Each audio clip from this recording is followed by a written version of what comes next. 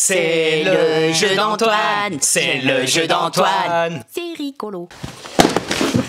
Bonjour. Bonjour. Et bienvenue dans ce jeu d'Antoine. On dit souvent qu'ils sont préparés à la dernière minute.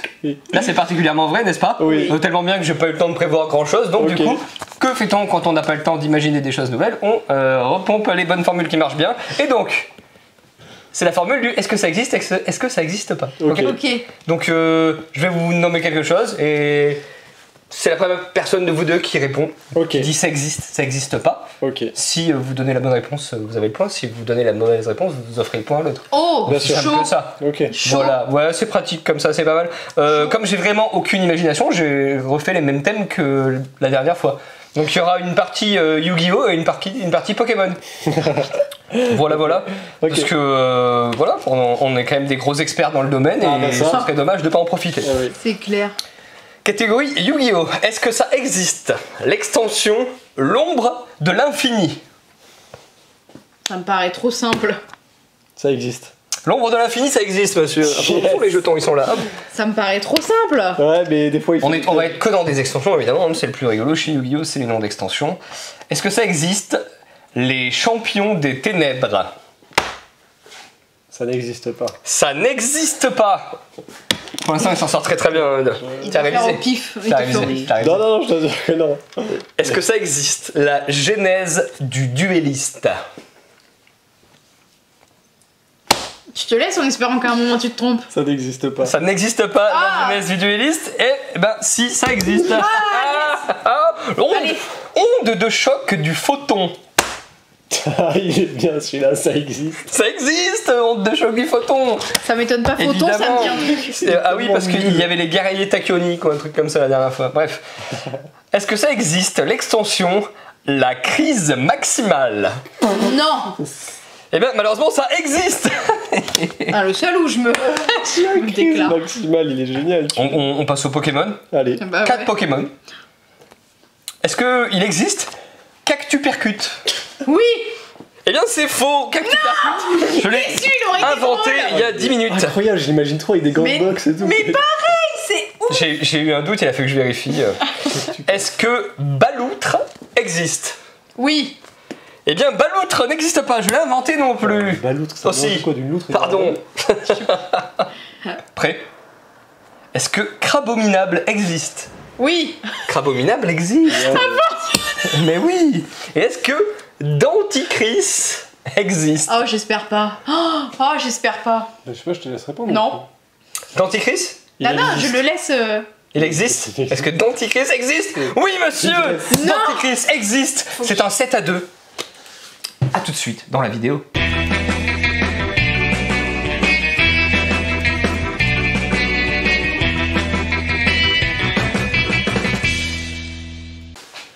Bonjour, bonsoir, bonne joueuse, bienvenue dans cette vidéo du vendredi. Salut Antoine. Hello, bonjour tout le monde. J'espère que vous allez bien. Aujourd'hui, on a reçu encore quelques nouveautés. On n'a pas tout à fait tout reçu qui devait sortir aujourd'hui parce qu'il y a toujours des fois des soucis de commande. On n'arrive pas forcément à commander chez certains, on arrive à commander plus facilement chez d'autres. Bref, on a plein de choses quand même qui sont arrivées aujourd'hui à la boutique, mais surtout, news importante, avant de présenter les nouveautés, nous avons des soldes. Et oui, la y est, c'est période des parti. soldes a commencé et il y a plein de choses intéressantes dans les soldes, n'est-ce pas? Qu'est-ce qu'on peut... je vous laisse regarder un petit peu parce qu'en fait, si je dois dire ce qui est bien et ce qui est pas bien, finalement, il y a beaucoup de choses qui sont très bien ici dans les soldes. Il y a une table ici, on a pas mal de micro-games aussi qui sont en solde ici. Qu'est-ce qu'on va voir? Cette table-là aussi. C'est surtout une table d'extension de ce que je vois, hein, parce que je vois qu'il y avait de l'extension d'Epic à l'époque, il y avait Winter... comment ça s'appelle ce jeu? Endless Winter, pardon, parce que Winter. Ok, et il y a ma première aventure. Mais non. Bon, c'est Patty, peut-être pas celui que préfèrent les gens à la boutique, Ah ouais. mais bon, la gamme est très bien faite, donc à 40%, pourquoi pas. Voilà, il y a plein de trucs cool en solde. Il y a peut-être autre chose? Oui. Il y a un concours Insta. Ah, très voilà, en ce moment, pendant 3 semaines, 3 jeux à gagner. Là, on a commencé avec Pikit et il y en a 2 autres qui arrivent et je suis sûre qu'ils vont bien vous plaire pour l'été. Donc, venez participer sur Insta. Et maintenant, je laisse la main, je m'en vais. À tout à l'heure. Yes, concours Instagram. Donc du coup, nouveauté, après avoir vu les soldes, hop, on commence par la première nouveauté qui est Code Conquête, un jeu de Alejandro Pasaran, si on prononce bien, je suppose illustré par Gnomo Sapiens. Code Conquête, c'est un jeu... Ah, bah ça est arrivé en France grâce au Lucky Duck. C'est Draco Studio et Détestable qui font ça. C'est un jeu d'affrontement pour 2 à 4 joueurs. Donc c'est compétitif, c'est 20 minutes la partie, c'est très très rapide. Et c'est à partir de 8 ans, c'est vraiment pas très compliqué. On est sur un jeu d'agencement de cartes. Chaque joueur va avoir une carte devant lui de départ en fait. On a 2 cartes ici qui vont indiquer les points de vie, un petit peu à la manière d'un Star Realms quand il y avait les cartes qu'on décalait. Bah, du coup là on a également les points de vie qu'on va évidemment perdre, et le but évidemment est de faire perdre le plus de points aux adversaires. Donc dès qu'un adversaire arrive à 0 et que tous les ennemis sont arrivés à 0, bah, vous gagnez la partie. Comment on va faire ça? On va faire des dégâts aux adversaires, mais c'est pas très compliqué. À son tour de jeu, on va suivre différentes phases. La première phase, c'est la phase de recrutement. Donc en fait, on va choisir dans la rivière de cartes une carte. Évidemment, la carte la plus loin ici est gratuite, tout comme celle du dessus, si rien ne nous intéresse. Celle-ci va coûter 1 pièce, celle-ci va coûter 2 pièces. Actuellement, je n'ai pas de pièces dans ma zone de jeu, donc je peux récupérer celle-ci ou celle-ci.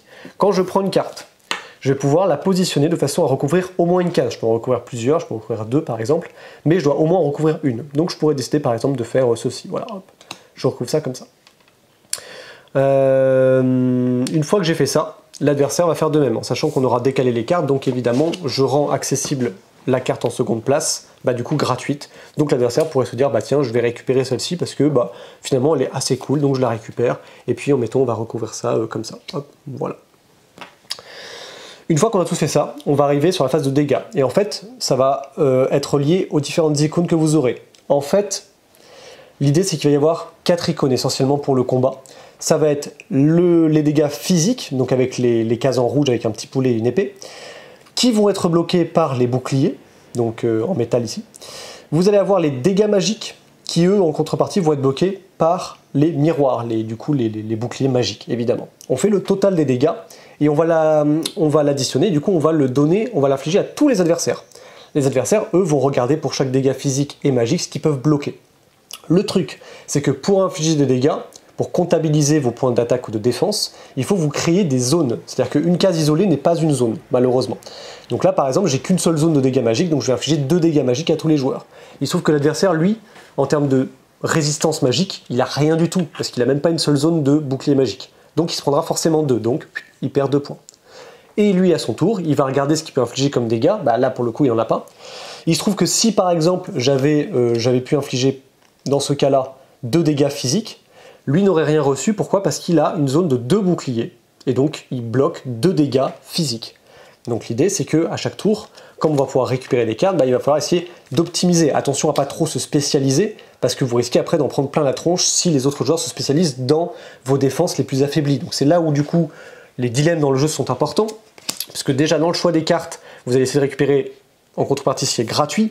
Mais quand vous aurez des pièces dans votre lieu, enfin dans votre zone de jeu, vous allez pouvoir avoir beaucoup plus de choix. Et en contrepartie, du coup, comme je disais, si vous vous spécialisez, vous risquez de passer à côté, de vous en prendre plein la tronche. Donc il faut essayer de regarder un peu le jeu des adversaires, de voir les icônes qu'ils ont en plus grand nombre et essayer de créer des groupes qui pourraient éventuellement contrer la stratégie de vos adversaires.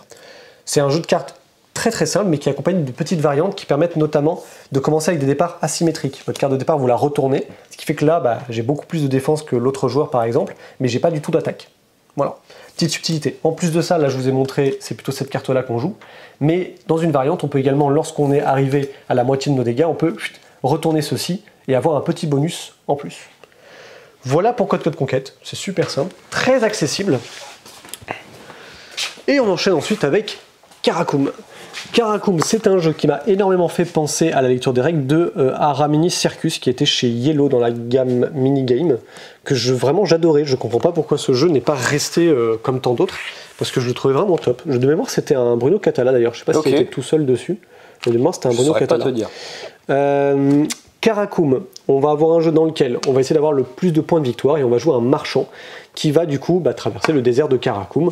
L'idée étant qu'on fait des points par rapport aux chameaux en fait, qu'on va collecter. Donc durant la partie, on va pouvoir récupérer des ressources, des marchandises qui nous servent à acquérir des chameaux qu'on va connecter.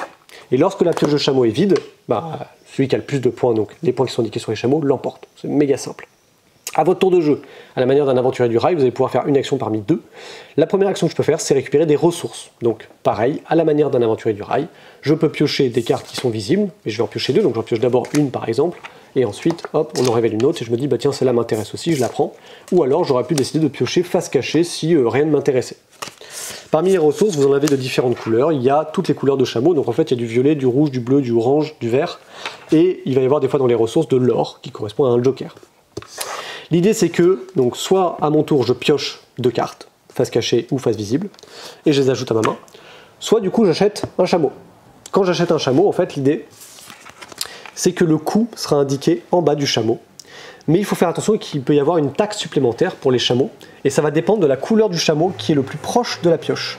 L'idée, c'est qu'on surélève légèrement les chameaux qui sont en surtaxe, entre guillemets, ou qui sont taxés tout simplement, pour indiquer qu'il coûte une ressource supplémentaire de celle qui est demandée. Donc là, en fait, celui-ci ne coûte pas 1, mais il coûte 2, parce que le chameau le plus à gauche de la pioche, finalement, est rouge, et donc du coup, il taxe tous les chameaux de sa couleur dans la ligne.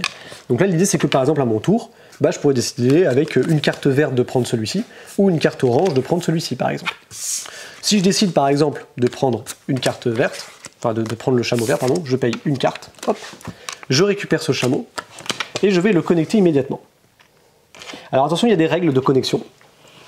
Déjà, pour connecter un chameau dans votre ligne, il faut que le chameau que vous venez de récupérer partage au moins l'un des 2 critères avec la carte précédente, qui est soit la couleur, soit la valeur. Donc là, on voit que le chameau vert, quand je l'ai récupéré, j'ai pu le connecter, parce qu'il partage la même valeur. Là, je le connecte aussi parce qu'il partage la même couleur. Donc là, je suis contraint pour la carte d'après d'avoir du vert ou un 1. Quand je récupère un chameau de valeur 1, il y a un petit plus ici, ça m'indique que je peux récupérer immédiatement une carte, et je peux récupérer par exemple une carte orange si je le souhaite. Et ensuite, on révèle une nouvelle carte. Les chameaux qui sont là, bah du coup on va tout décaler sur la droite, ce qui fait que ça va changer, potentiellement du coup, là c'est pas le cas, mais la taxe qui sera indiquée sur, enfin qui sera impactée sur les chameaux, parce que le premier chameau n'est peut-être des fois pas la même couleur que ce qui était indiqué juste avant. Autre possibilité quand on achète un chameau, c'est que pour 2 cartes de même couleur, on peut créer une carte d'une autre couleur. Donc si vous amassez beaucoup de cartes, au bout d'un moment, vous pouvez forcément acheter quelque chose parce que bah, ça peut être intéressant justement de défausser les cartes dont la couleur n'est pas présente pour en faire un joker. Une contrepartie aussi intéressante, enfin une contrepartie, une mécanique intéressante, c'est que si vous achetez quelque chose que vous ne pouvez pas malheureusement relier, bah, c'est pas grave, vous le mettez de côté. Les chameaux qui sont ici vous font 2 fois moins de points, donc vous comptez leurs points en moins divisé par 2 à la fin de la partie. Mais en contrepartie, si jamais j'arrive à connecter à un moment un chameau, hop, qui m'offre la possibilité immédiatement d'en connecter d'autres, ben je le fais immédiatement aussi. Voilà. Donc au fur et à mesure, alors je trouve ça très cool parce que ça crée un super panorama et on voit nos petits chameaux qu'on a collectés. Au fur et à mesure, on collecte des chameaux, donc des points. À la fin de la partie, vous faites la somme de ce qui est là et la somme des points qui sont là, mais divisé par 2. Celui qui a le plus de points l'emporte. C'est tout. Ça, c'était Karakoum. C'est très très simple, très accessible comme petit jeu de cartes. Oui. La qualité des cartes est assez étrange. Elle n'est pas de mauvaise qualité. C'est le toucher, le matériau est inhabituel. Pas désagréable, inhabituel. Moi j'aime bien parce que je trouve ça assez solide finalement. Il y a beaucoup de jeux de cartes où finalement les cartes sont. J'essaie de voir avec tu vois, Mind Me, alors, qui est moins finalement un jeu de cartes donc on s'en fiche. C'est plus souple encore, alors que celles-ci sont un poil plus dures. J'aime beaucoup, moi en tout cas, ce genre de jeu de cartes. C'est très facile à sortir avec n'importe qui. Et il y a ce petit côté très chill en fait qu'on va sortir avec n'importe qui, très familial. Même chose ici avec un jeu plutôt de prise de risque, 17, qui veut dire du coup 17. C'est un jeu de... Alors je ne l'ai pas précisé sur Karakoum d'ailleurs, pardon. Karakoum, ça va être un jeu du coup de Brain Games, et c'est Arif Nezi Zavi qui l'a créé, et c'est Lemes Kundikis.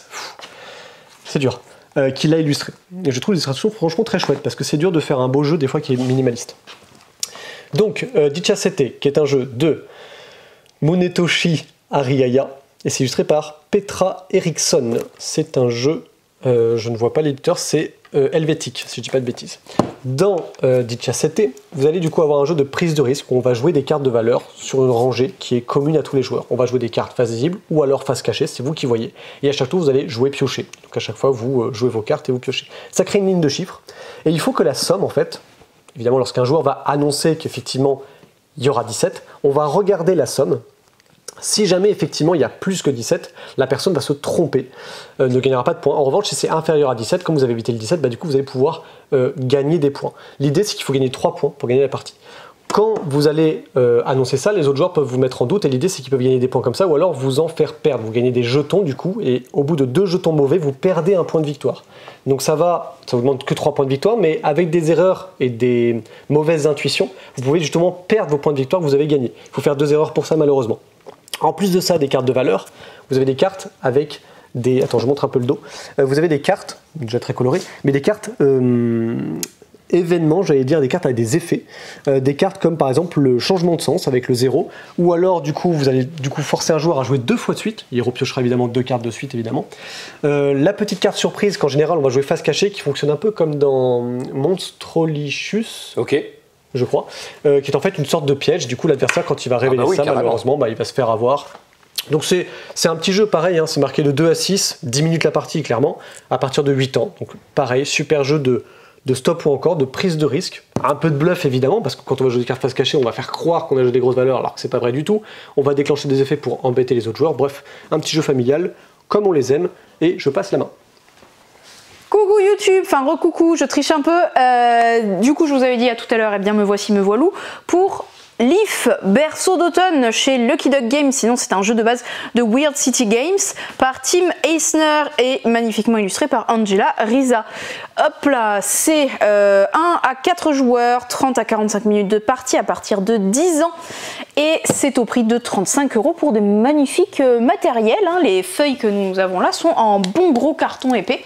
On va incarner des esprits de la forêt et nous allons, les esprits du vent même, et nous allons guider les feuilles qui tombent des arbres pour créer un lit de feuilles. Alors on le crée tous ensemble, mais c'est compétitif.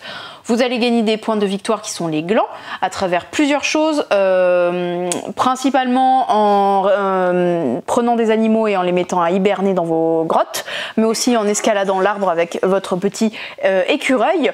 Vous allez en fait à votre tour avoir des cartes qui correspondent à des feuilles. Alors normalement là à côté il y a un plateau avec des piles de chaque forme de feuilles. On s'en fiche des couleurs, ça c'est autre chose, c'est vraiment par forme qu'on va jouer. Et la partie se termine dès qu'il y a 3 piles qui sont vides, voilà, ou que le plateau qu'on ne voit pas non plus ici on va dire de temps est arrivé à l'hiver. Voilà. En gros, c'est soit c'est l'hiver, soit toutes les feuilles sont tombées, en gros. On va avoir des cartes de feuilles en main qui vont correspondre du coup aux différents types de feuilles. On en joue une pour pouvoir prendre la première de la pile.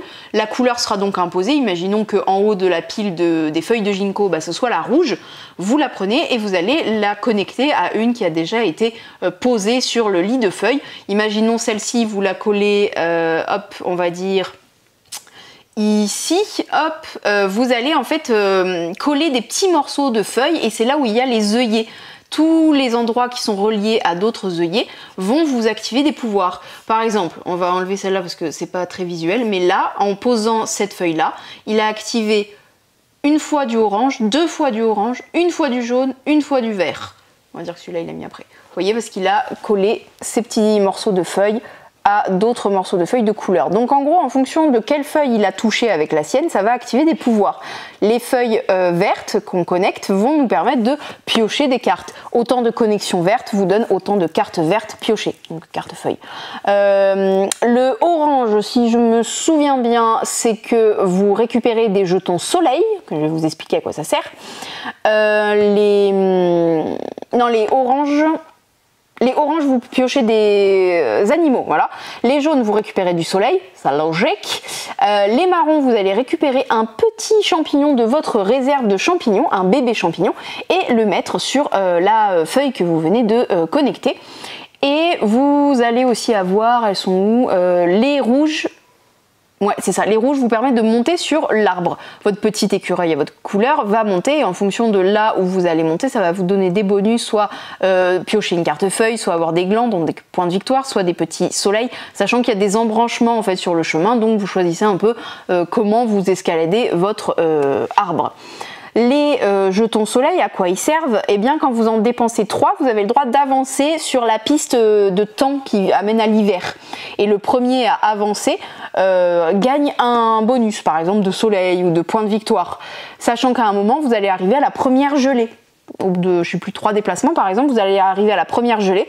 Ça fait que chacun va pouvoir choisir un type d'animal qu'il a récolté au fur et à mesure d'avoir posé des feuilles, et il va pouvoir le mettre en dessous de son plateau, vous voyez, dans la tanière pour scorer en fin de partie. C'est que les animaux qui seront en hibernation qui vous rapporteront des points.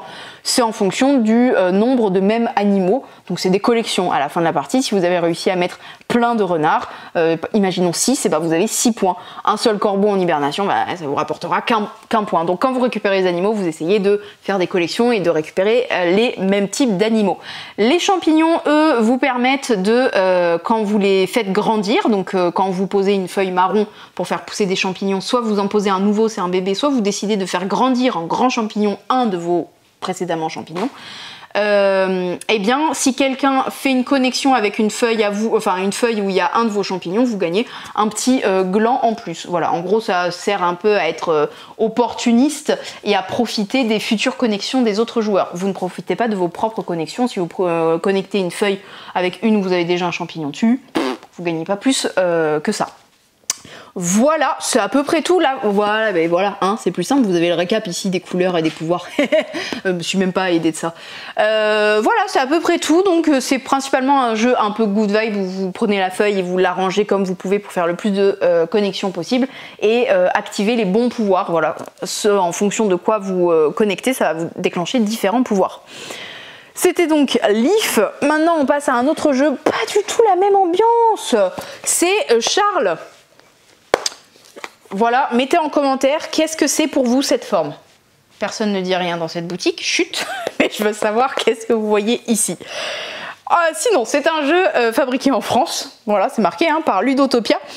Il n'y a pas vraiment d'auteur, voilà, il y a juste marqué le jeu de Charles. Donc on va dire que l'auteur s'appelle Charles. C'est distribué par Gigamic. C'est un jeu de chansons. Pas vraiment de culture G, même si un peu quand même. Ça va être un jeu compétitif. On va jouer une manche avec une chanson. Imaginons là. Là, c'est sur l'exemple, c'est Dommage de Big Flo et Oli. Voilà. Même si moi je connais pas la chanson, c'est pas grave parce que vous avez la carte avec écrit les paroles, les premières paroles dessus. Donc voilà. Très bien. Et à côté, vous avez pioché une autre carte avec, je sais plus, 5 ou 6 propositions de chansons. Là, il y a juste les titres avec l'artiste. Et vous allez en choisir une de ces chansons que vous allez devoir chanter, mais en y mettant les paroles de cette carte-là. Voilà. Par exemple, je sais pas, je vais piocher une carte et je vais faire... Louis prend son bus comme tous les matins. Il croisa cette même fille. J'ai commencé à chanter. Vous débrouillez pour reconnaître, mais en gros c'est un jeu de rapidité à celui qui reconnaît quelle chanson j'ai chanté, mais avec les mauvaises paroles techniquement. Donc c'est très perturbant parce que déjà il faut se souvenir de l'air de la chanson que vous choisissez sur la carte, et souvent en fait vous avez l'air de la chanson qui vous est imposée niveau paroles qui phagocyte totalement. Alors j'ai de la chance parce que cette chanson là de Big Flo et Oli, je ne la connais pas du tout, donc j'ai pas son air qui me phagocyte. Par contre la dernière fois on y a joué, on avait la tribu de Dana. C'était hyper chaud de se défaire de et voilà, maintenant vous l'avez toute la soirée, toute la nuit, tous les prochains jours, merci à moi. Voilà, sinon pas plus que ça, hein, c'est vraiment juste un jeu totalement d'ambiance et de chant, un peu, on s'en fiche si vous savez chanter ou pas, comme beaucoup de jeux de musique, c'est pas vraiment le plus important. Je passe la main à Antoine. Hello, coucou, bonjour. On a du jeu solo cette semaine avec Siège de Valeria de la gamme des jeux de Valeria. C'est donc un jeu solo cette fois-ci. C'est un jeu de Glenn Flaherty et illustré par Mihailo Dimitrski. Le dos de boîte n'est pas génial, il va falloir faire un petit effort d'imagination. On va avoir un château. Il est constitué de 5 tours qu'il faudra défendre. C'est du tower defense. On va mettre en face de chaque tour une colonne d'ennemis, des monstres. Là, par contre, on les voit très bien, tout cela. Et eh bien, il faudra tout d'abord, à chaque tour, essayer d'éliminer ceux qui y a en bas de chaque colonne. Donc, on a 5 monstres face à nous. Ils ont des prérequis pour les vaincre. Donc là, c'est de la magie. Là, c'est de la force brute. Et vous allez avoir des dés de magie bleus. Vous allez avoir des dés de force, des dés rouges. Vous allez jeter vos dés et vous allez réfléchir un petit peu à comment vous allez positionner tout ça pour aller défoncer les ennemis. Sachant que, en utilisant des dés de magie, on peut booster des dés de force. Un petit twist de base qui en soi est déjà bien intéressant. Pourquoi est-ce que je dis un petit twist de base? Parce qu'il y a plein de choses à aller découvrir dans la boîte. Ce que je vais vous expliquer là, c'est les règles de base. Et en fait, il y a une sorte de mode aventure, de mode un petit peu... J'allais le dire legacy, non pas du tout, un mode scénario, c'est ça, évolutif. Okay. On va faire les scénarios les uns après les autres, il y aura des petites règles, de nouvelles règles qui vont apparaître, qu'on pourra choisir de mettre ou pas dans nos parties, scénario qu'on pourra rejouer autant de fois qu'on le souhaite, bref. Et donc ce qui se passe, quand on bat un ennemi, bah déjà on est bien content parce qu'il va pas taper notre tour, parce qu'une tour, si elle se fait taper 4 fois, bah, ça fait une brèche dans votre château et vous avez perdu. Mais surtout, vous allez prendre le monstre et il vous donne un petit effet supplémentaire qui vous permettra de vous dépatouiller face à d'autres monstres. Donc c'est une sorte de casse-tête en fait, hein, avec tout un tas de dés, du positionnement de valeur et puis bien sûr des choses à découvrir dans la boîte. On va vraiment changer d'ambiance avec un jeu beaucoup trop choupi qui s'appelle Boop. On vous en avait parlé parce que à Cannes, il nous avait bien marqué. Alors essentiellement parce qu'il y a des chats dessus, donc moi j'aime les jeux abstraits, j'aime les chats, donc si vous voulez, là je suis particulièrement ravi. C'est un jeu de Scott Brady, à la base c'est Smirk and Digger Games, et c'est Lucky Duck Games qui nous le propose en VF. Jeu abstrait, tout est là. Tout est là, il n'y aura pas d'inconnu, si ce n'est le coup de votre adversaire. Comment est-ce que ça fonctionne? Eh bien, il y a un joueur qui va avoir les chats orange, l'autre les chats gris. On va les appeler les Francis et les brocolis. Ouais, très bien. Ça, c'est pour le petit blanc comme ça, c'est pour te laisser le temps de mettre des photos de Francis d'accord, et les brocolis. Voilà. Et donc, les Francis et les brocolis, il va falloir les positionner sur ce magnifique plateau, donc qui est en fait le dos de la boîte sur lequel on a rajouté ce petit coussin et qui représente le lit parce qu'en fait c'est la guerre entre les chats pour prendre position sur le lit. Nous avons des jetons de chatons comme ceci et nous avons des jetons de chats. Pour gagner, il faut que j'arrive à mettre soit 8 chats, c'est pas le plus évident, soit, et c'est plutôt ce que vous allez faire la plupart du temps, vous arrivez à aligner 3 chats. Donc si le joueur qui a les Francis arrive à faire ça, et bien cette personne gagne immédiatement. Le truc, c'est qu'on ne va pas poser directement nos chats. Non, d'abord, on va poser des chatons. Hop là, on va faire l'exemple avec des petits brocolis. Ce qui se passe, c'est que si on arrive à aligner 3 chatons, ils disparaissent du plateau. Et clac, on va débloquer 3 chats à pouvoir jouer par la suite. En gros, ça, c'est votre réserve et vous n'y avez pas directement accès au début. Vous n'avez accès qu'à vos chatons. Soit aligner 3, soit en mettre 8 au total sur le plateau. Je le dis à nouveau. Aligner 3, c'est vraiment ce que vous allez faire la plupart du temps. Du coup, on se dit, c'est super facile en fait, on se positionne un petit peu comme on veut, puis pourquoi est-ce qu'on est chouré? Eh bien, parce qu'on va pouvoir se faire bouper par notre adversaire. On va dire que le joueur numéro 1 va décider de jouer un chaton brocoli par ici. Son adversaire va décider de jouer donc un chaton. Au début, on n'a que des chatons Francis, et bien admettons par ici. Et bien, quand on pose un chaton, ou même un chat, vous verrez, on va aller expulser les autres chats, y compris les nôtres, qui sont sur les 8 cases adjacentes. Et donc, on va expulser ce brocoli. Et puis, admettons, je sais pas, moi, ce joueur va se venger, il va se mettre là, il va me pousser. Et puis moi, par exemple, je vais me remettre ici, et je peux carrément, en boupant un chaton, le faire tomber du lit. Intéressant. Ce qui va se passer également, c'est que si un joueur a, par exemple, hop là, comme ceci, 2 chats côte à côte, et qu'il en joue un nouveau, on va dire que, par exemple, là, il joue ici, un chaton en l'occurrence, il va expulser, ceux-là se font expulser d'une case, mais là, ceux-là ne peuvent pas se faire expulser, parce qu'en fait il faudrait pousser lui, mais lui est bloqué par lui, donc il ne bouge pas. J'ai aligné 3 chatons brocoli, je récupère 3 chats brocoli. J'adore, parce que je vais pouvoir dire le nom de mes chats 15 fois durant cette explication. Et bien les gros chats, ils ont le même effet. Quand on les joue, ils vont faire un boop, ils vont pousser, à part que un chaton ne va pas pouvoir booper un gros chat. Ça ne fait rien du tout. Par contre, les gros chats peuvent booper les autres chats et les chatons. Et voilà, vous connaissez toutes les règles de boop, des règles toutes simples, et en même temps, il y a quand même une bonne prise en main, il y a une bonne évolution. On fait n'importe quoi la première partie, puis ensuite on va un petit peu façonner, améliorer notre jeu. C'est selon moi ce qui fait les bons jeux abstraits. Et on se retrouve derrière le comptoir, et je vous parle juste avant de faire vraiment le derrière du comptoir de Zingazam. C'est un petit jeu pour enfants, c'est à partir de 6 ans, c'est pour 2 à 5 joueurs, c'est 20 minutes à peu près la partie.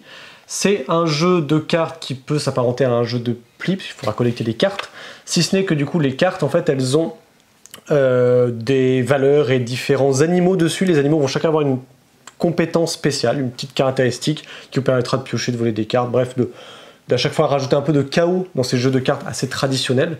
La subtilité, c'est qu'en fait, vous allez tenir vos cartes à la manière un peu d'un habit. C'est-à-dire qu'en fait, vos cartes, vous ne les consultez pas et vous les prenez de façon à les montrer à vos adversaires.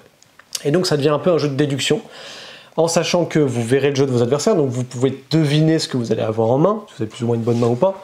Mais en plus de ça, parmi les cartes que vous tenez face à vos adversaires, vous allez du coup juste en retourner une. Donc vous connaissez une de vos cartes, le reste vous ne le connaissez pas, il y a en gros une connue, puis le reste c'est de l'inconnu, mais au fur et à mesure de jouer, bah, vous allez pouvoir en déduire un peu votre jeu et savoir si c'est pertinent de récupérer telle ou telle carte et de vous dire là je joue ça, si je joue ça du coup je vais tenter plutôt ça, sachant que vous aurez des cartes qui permettront de voler, donc si vous volez quelque chose de votre adversaire, vous savez ce que vous avez, donc vous le classez en vous disant un peu la manière d'un habit, ça je vais le mettre plutôt par là parce que je sais que c'est fort quoi. Après vous connaissez pas le reste, donc c'est pour ça que ça reste un jeu familial, très accessible pour enfants à partir de 6 ans. Ça a l'air bien cool, il y a un chat en plus, faut le dire, ça reste Et très il y a un important. chat, effectivement, je l'ai pas précisé, donc achetez-le. On arrive sur le vrai derrière le comptoir entre guillemets où là bah, c'est des petits trucs en plus en fait qu'on va avoir, hein. Souvent c'est pas des jeux on va dire indépendants qu'on va montrer ici, notamment le promo pack de Mindbug qui rajoute 10 cartes, 15 cartes, 10 cartes promotionnelles, je sais pas exactement ce qu'il y a dedans, je sais pas si on les avait jouées nous déjà, Je crois pas. ça ne me dit rien du tout. Je crois que celles-ci bestioles, je ne les connais pas. Mais c'est disponible et c'est uniquement 7,50€, ce que je trouve quand même un peu cher pour 10 cartes, honnêtement. Mais bon, c'est le prix, je n'y peux rien. Mais bon, 7,50€, quand on voit un peu la qualité du jeu Mindbug, je me dis que pour 10 cartes supplémentaires, ça vaut quand même le coup. Autre petite news, on a également pour 5€ les plateaux supplémentaires pour Captain Flip. Donc là-dedans, vous avez 5 plateaux, Trop bien. dont apparemment ce que l'on allume et ce qu'on ne voit pas ici, un mode solo inclus. Mais je ne sais pas comment cela fonctionne. Il n'y a pas de Malheureusement, précision. la communication a été assez opaque. Mais par contre, le plateau Kraken, franchement, il est très très cool. Enfin, pour l'avoir joué sur BGA, franchement, Ouais, moi je le trouve assez intéressant. il est vraiment très très cool. Une extension, la nouvelle extension des Aventuriers du Rail, la 8ème, si ce n'est. Oui, c'est ça, même pas, la 9ème, parce qu'il y a eu la 6,5. 6,5, ouais. Voilà. Donc la 9ème extension des Aventuriers du Rail, en comptant juste ces extensions-là, pas les cartes de Europe et de Amérique. C'est ça. Là, c'est Ticket to Ride Iberia, donc on va aller en Espagne et en Corée du Sud. Les mécaniques de jeu restent toujours un peu floues, comme toutes d'autres boîtes qui se veut, parce que visiblement on va pas Non, trop il y a entrer dans le d'autres détail. boîtes très très bien faites. Ouais, visiblement, ouais. Là, pour le coup, donc, pour parler de la Corée du Sud, là, c'est plutôt de la conquête de territoire. C'est de la majorité, en somme, puisqu'en fait, les couleurs de train de rail, en fait, sont vraiment définies par des régions. Donc en fait, il y a un endroit où on joue que jaune, que violet, que vert, que bleu. Et donc c'est là qu'il va falloir justement jouer différemment de l'habitude, où on va se placer pour relier des villes de telle manière. Là, on va essayer de se placer géographiquement, de manière stratégique, pour être plus présent sur des régions, parce que ça permet de faire des points supplémentaires. On a également des cartes supplémentaires ici, qui sont des cartes de train, +1, +2, +3, qui permettent de piocher plus d'objectifs ou plus de cartes. Donc un petit boost qui peut être intéressant durant la partie. L'autre plateau de l'Espagne, celui qu'on a le moins compris en soi, c'est un jeu dans lequel en fait, c'est un plateau dans lequel vous allez devoir relier des villes qui sont des villes dans lesquelles il y a des festivals. Et les cartes de festival en fait sont accompagnées d'autres cartes que vous allez pouvoir récupérer quand vous reliez des villes entre elles. Et plus vous aurez de cartes, plus vous allez marquer de points de ce que j'ai compris. Voilà. Ok. Pour donner un peu d'infos sur la dynamique un peu du jeu, vous avez un côté stratégique, majorité, contrôle de zone un petit peu, et l'autre qui est plus de relier des villes spécifiques pour bonifier un certain type de carte. Voilà. Très bien. Très bien, très bien. On a un petit peu d'actu oui, ça, c'est le jeu JDR avec Changelin qui est arrivé, une nouvelle édition de Changelin. C'est Arcane Asylum qui s'y colle cette fois-ci. C'est dans l'univers de Vampire et toute la gamme White Wolf. Peut-être qu'on aura Loup-Garou à un moment ou à un autre, on ne sait pas. Pour l'instant, en tout cas, on a eu Vampire, on a eu Hunter, et donc là, on a Changelin. On y joue des sortes de descendants du peuple fée qui sont cachés parmi les humains. C'est une sorte d'édition un peu révisée, mais on va y récupérer énormément de choses des éditions précédentes, ça c'est plutôt cool, notamment tous les différents peuples qu'il est possible d'incarner. Donc voilà, il vient avec son livre de base et son écran. Je crois qu'on n'est pas trop mal. On est bien. La prochaine vidéo, c'est le top vente du mois de juin. Oui, tout à fait. En attendant, on vous dit à bientôt Bientôt, chez chez Jeux des GD cartes Bordeaux. Bordeaux.